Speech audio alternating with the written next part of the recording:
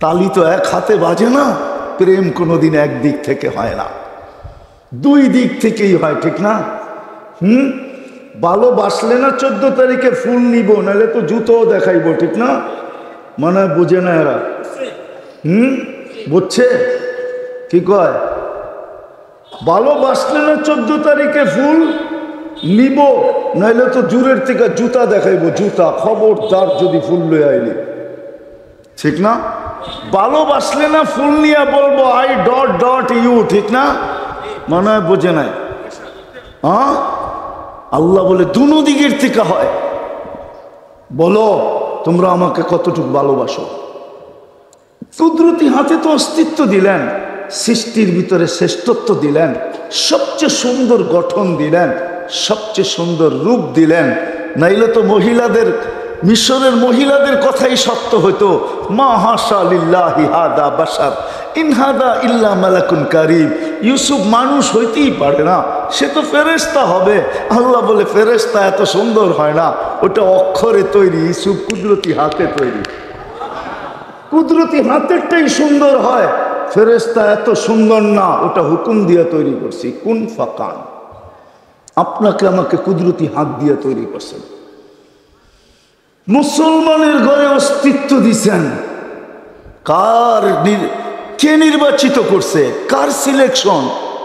Selection বোঝেন না election বোঝেন? কোনটা? আরে সিলেকশন বোঝেন। কে নির্বাচিত করছে মুসলমানের ঘরে? কে? কে? জোরে বলেন না। আল্লাহ বলতেও ভয় লাগে, ঠিক না? খালি চিৎকার দিতে ভালো লাগে, ঠিক না? আল্লাহ বললে 40 নেকি পাওয়া যায়, 40 নেকি পায় নাকি? আল্লাহ যত জোরে বলবে তত বেশি হার্ট ওপেন হবে। সত্য এটা। আল্লাহ যত জোরে বলবে, যত সুন্দর করে বলবে, তত বেশি ভিতরে ক্লিয়ার হবে। কেননা হার্ট, আল্লাহ লিখতে হার্ডের মতো লিখতে হয়, হার্ডের মতো। আলিফটাকে একটু ব্যাকা করলে, হাটাকে একটু ব্যাকা করে উঠাইলে হার্ডের মতো হয়, হার্ড। মুসলমান তো জানে না, আল্লাহ নিয়ে গবেষণা করে নাই, করছে এক বিজাতি আমেরিকান। ও বলছে, আমার কাছে ক্লিপ আছে, ও বলছে আমার বুঝে আসে না মুসলমানদের হার্ট স্ট্রোক হয় কি করে, হার্টের রোগ হয় কি করে। মুসলমানরা যদি আল্লাহকে ডাকার মতো ডাকে, তাইলে হার্টে কোনোদিন রোগ হইতে পারে না। কেননা আপনি আল্লাহ বইলা দেখেন, আল্লাহ বইলা দেখেন, বাম দিকে যে ধাক্কা লাগবে, বাম দিকে। আল্লাহ বলার পরে ধাক্কার স্থল হইল বাম দিকে, হার্টে যে ধাক্কা লাগে, হার্টে। আল্লাহ বলতে চায় না 40 নেকি পাবে। এই উম্মত তো 1 নেকি দিয়ে জান্নাতে যাবে। কয় নেকি দিয়া? কয় 1 নেকি দিয়া জান্নাতে যাবে, 1 নেকি দিয়া। শর্ট করতেছি, কারো 1 নেকি হইলেই পাস। আল্লাহ পরীক্ষামূলক পাঠাবে, যা কিয়ামতের মাঠে দেখ কেউ নেকি দেয় কিনা। তো যাবে কোথায়? আপনজনদের কাছে। ঘুরতে ঘুরতে ঘুরতে ঘুরতে সব জায়গাতে বঞ্চিত হইয়া, নৈরাশ হইয়া, নিশ্চিত হইয়া যে আমি জাহান্নামী। ফিরতে থাকবে, অপরিচিত একজন দূরের থেকে ডাকবে, তোর চেহারার এই দুরবস্থা কেন?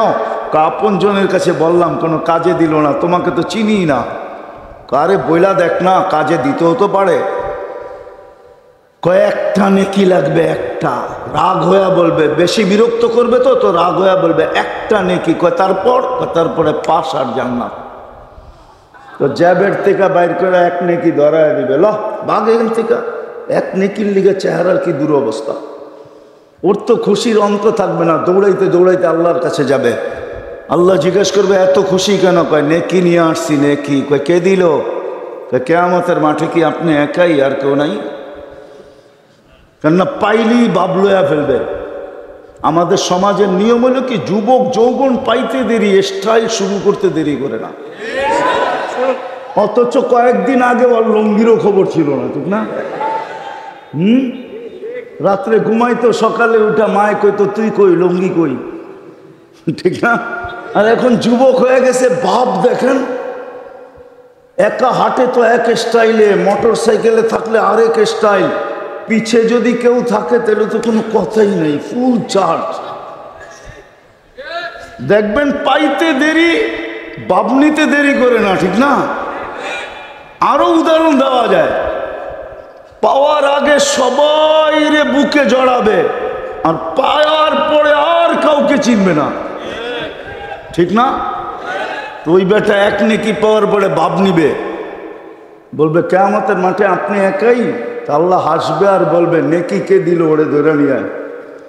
তায়া বলবো চল আল্লাহ ডাকে, এতক্ষণ তো ভালোই ছিলাম, দূরে দাঁড়ায় ছিলাম, এখন তো নেকিও দিলাম, বিপদেও পড়লাম।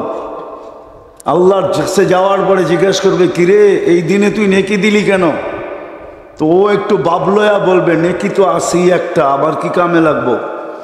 কিয়ামতের মাঠে এটা নষ্ট করে কি লাভ? ওর কামে লাগতে ছিল, লাগায়া দিলাম। নিজেরে বড় দাতা প্রমাণ করতে যাবে। তো যে পাশ হয়ে গেছে আল্লাহ ওকে বলবে খুদ বিয়া দিয়া আখিকা, ওর হাত ধর, দুইজনে জান্নাতে চল, আমার চেয়ে বড় দাতা কাউকে হতে দিবে না। আল্লাহ বললে তো আপনি 40 নেকি পান। মুহাম্মদুর রাসূলুল্লাহ বললে 120 নেকি পায়। দেখবেন আমাদের সমাজে মুহাম্মদুর রাসূলুল্লাহ বলবে না, এক একটা বলে, এক একজনে এক একটা বলে।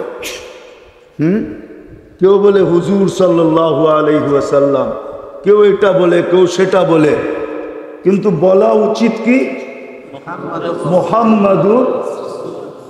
মুহাম্মাদুর। আজকে থেকে কোনটা বলবেন? 120 নেকি কোরআনে আছে, মুহাম্মাদুর রাসূলুল্লাহ ওয়াল্লাযীনা মাআহু আশিদ্দাউ আলাল কুফফার। কোরআনী হরফ যে একবার উচ্চারণ করে ও 10 নেকি পায় কমসে কম। মুহাম্মাদুর রাসূলুল্লাহ বলার অভ্যাস করেন।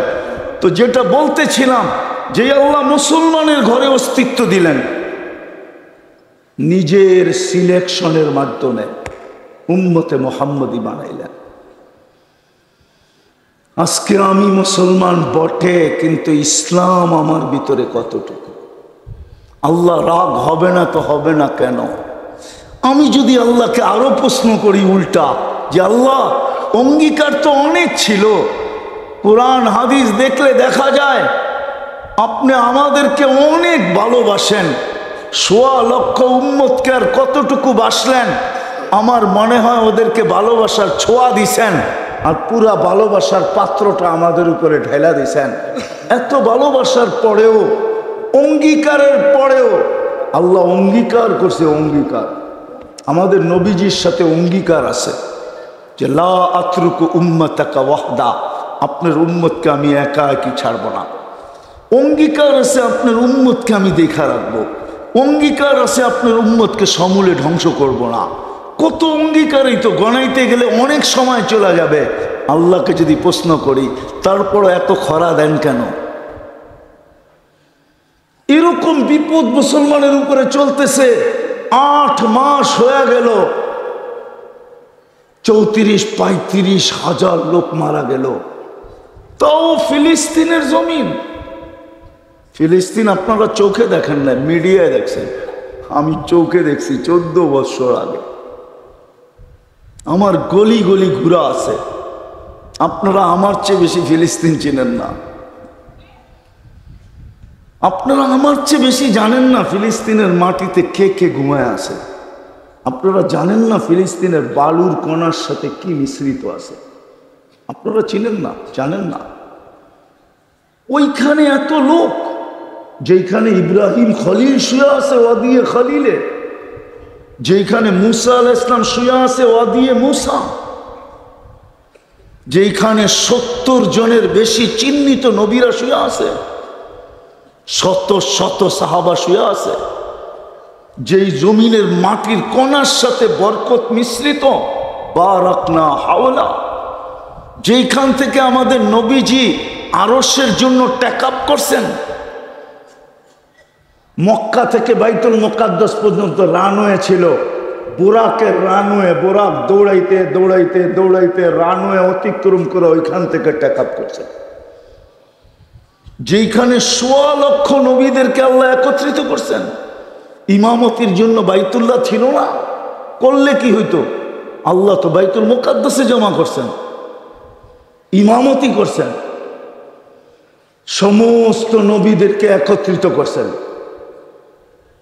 ওই ফিলিস্তিন 8 মাস যুদ্ধ, এত লোকের রক্ত। আল্লাহকে যদি জিজ্ঞাসা করি এগুলা কি হইতেছে, আল্লাহ আমাকে জবাব দেয়, তুই জিজ্ঞাসা কর এরা মুসলমান বটে কিন্তু ইসলাম আছে কতটুকু। সব বাদই দিলাম, ডেলি তো 5 বার আল্লাহ ডাকে। এইখানের মজমা বলুক 5 ওয়াক্ত নামাজি কতজন, যে আজান শুনতে দেরি মসজিদে দৌড়াইতে দেরি করি না। যুবক হাত উঠায় বলুক কে ডাকে, কয়বার ডাকে, কয়বার মাসে, কয়বার 150 বার, বৎসরে কয়বার 1800 বার। কে ডাকে, কয়জন আসে?